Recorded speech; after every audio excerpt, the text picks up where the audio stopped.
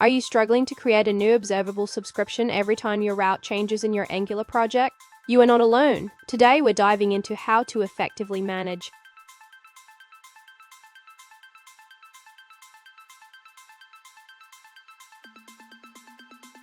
Let's take a closer look at the specific question from Derek. He wants to know how to create a new observable subscription based on existing observables in RxJS, especially when handling route changes. Sound familiar? Let's explore this together. So, what is the issue here? When you change routes in Angular, you need to ensure that your observable subscriptions are set up to respond to those changes. This is crucial for keeping your data fresh and relevant. And stick around. At the end of this video, I share a powerful tip that will help you manage your subscriptions like a pro. To create a new observable subscription based on existing observables in RxJS, the user should first ensure they are importing the necessary operators from RxJS.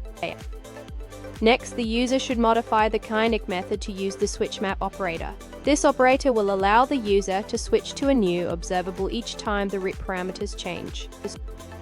It's important for the user to handle any potential errors that may occur during the HTTP request.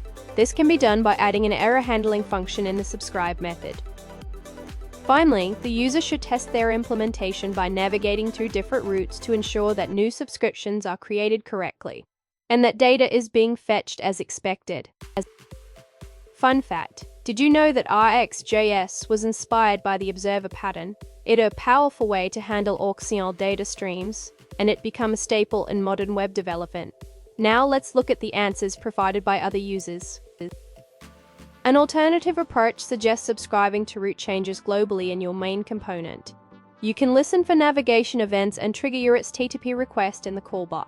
This way, you only need to subscribe once.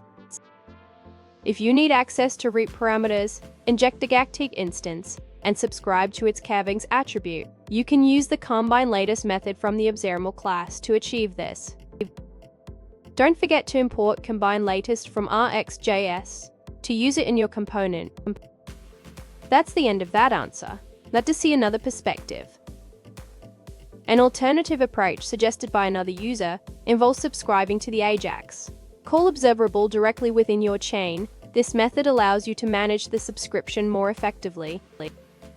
Here in that pro tip I promised. Always remember to unsubscribe from your subscriptions when they are no longer needed. This helps prevent memory leaks and keeps your application running smoothly, and there you have it.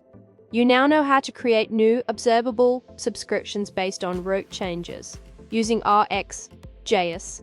If you found this fit check out our next video for more advanced RxJS.